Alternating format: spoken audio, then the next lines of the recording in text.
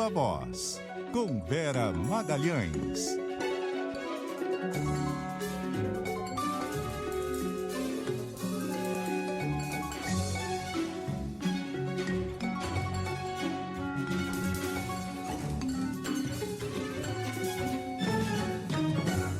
Vera? Oi, Sardenberg. Boa tarde para você e para Cássia. Boa tarde para os ouvintes, também para quem nos assiste. Boa tarde, Vera. Quem nos assiste, porque Vera está em áudio e vídeo.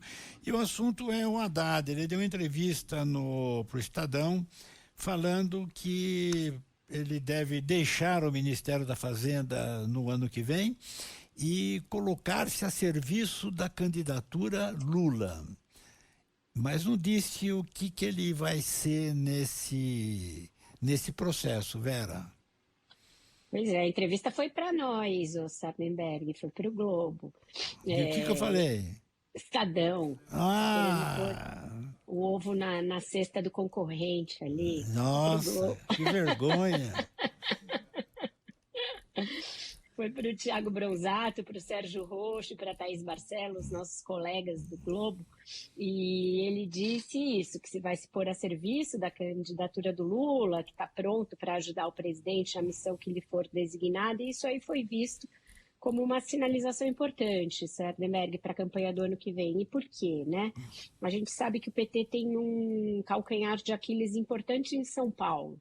Além do governo Tarcísio ser muito bem avaliado, e isso já dificultar o caminho para que qualquer candidato petista vá bem no Estado, São Paulo é o maior colégio eleitoral do país e para qualquer candidatura presidencial o peso de São Paulo equivale ao de regiões inteiras do país. Então também é essencial, se não ganhar em São Paulo, pelo menos perder de pouco. E isso é o que mais a gente tem ouvido recentemente quando conversa com estrategistas de campanha, analistas de pesquisas, etc., sobre a importância de o Lula, pelo menos, perder de pouco em São Paulo para ser viável eleitoralmente para a reeleição. E não tem candidato, não tem nenhum candidato forte da esquerda em São Paulo. O Boulos não é um candidato que seja ali competitivo no interior, principalmente. O Geraldo Alckmin quer ouvir falar de tudo, menos de ser candidato em São Paulo.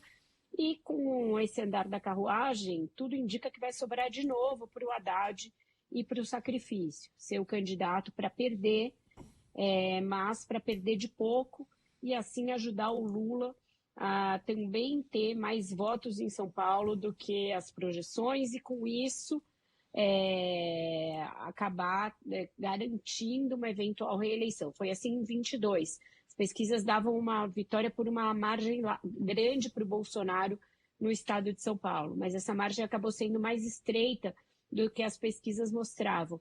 E isso teve um peso maior do que a vitória no Nordeste para o Lula vencer o Bolsonaro por um pequeno patamar ali, por uma pequena diferença. Então, o Haddad está sendo ali convencido pelo entorno do presidente, pela direção do PT, a que talvez sobre para ele uma terceira vez ser candidato para perder. E ser candidato para perder com esse objetivo de ajudar o Lula, de catapultar a candidatura do Lula. Com isso, ele vai se cacifando para quê?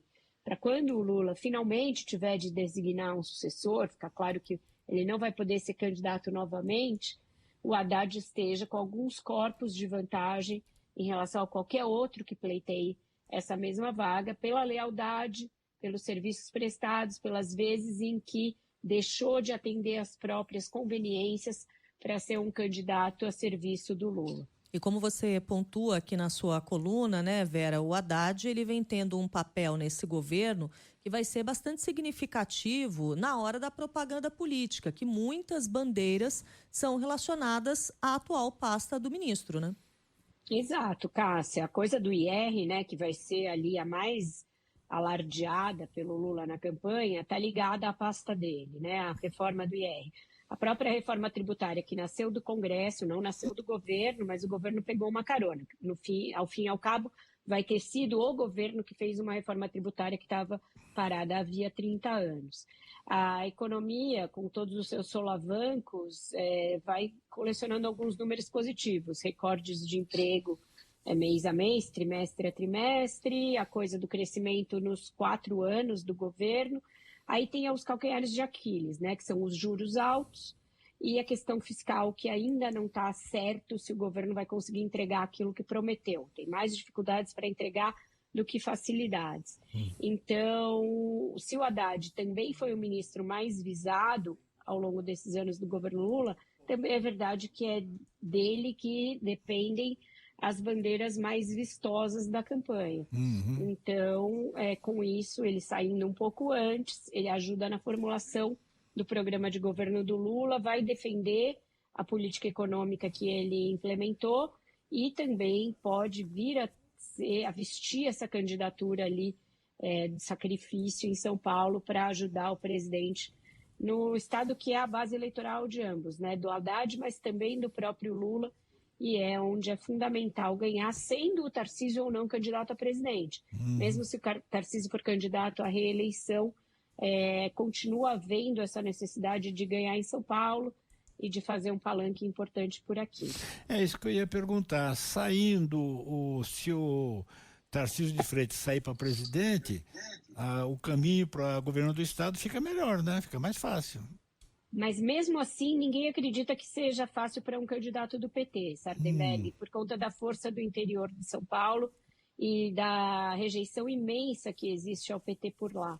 Então, mesmo sem o Tarcísio, ninguém ali nutre uma grande expectativa de uma candidatura fácil. Por exemplo, né, muita gente fala, se o Tarcísio for candidato à presidência, quem sabe o Geraldo Alckmin se anima a ser candidato ao governo. Quando você vai falar para o pessoal do Geraldo Alckmin, eles falam, de jeito nenhum, ele não quer nem ouvir falar nisso, ele quer ser candidato a vice-presidente. E ministro. Então, quer ficar no jaburu, ele está ali agarrado, né, no jaburu e não quer sair de jeito nenhum. Porque é uma coisa mais tranquila você ser candidato a vice do que ser candidato numa pedreira como aqui em São Paulo. Então, a candidatura aqui é mesmo a candidatura de você ir para o sacrifício. E só o Haddad parece estar disposto a fazer isso e parece ser capaz de, mesmo perdendo, aumentar o patamar histórico de votação do PT. Ok. A ver. Muito obrigado, Vera. E para corrigir o meu erro gravíssimo na abertura, vamos repetir a entrevista para o Globo. Foi concedida aos nossos colegas Thaís Barcelos, Sérgio Roxo e Tiago Bronzato, de O Globo. Vera, obrigado, Vera. Tchau, Sarda. Um beijo. Até mais. Tchau, beijo para vocês.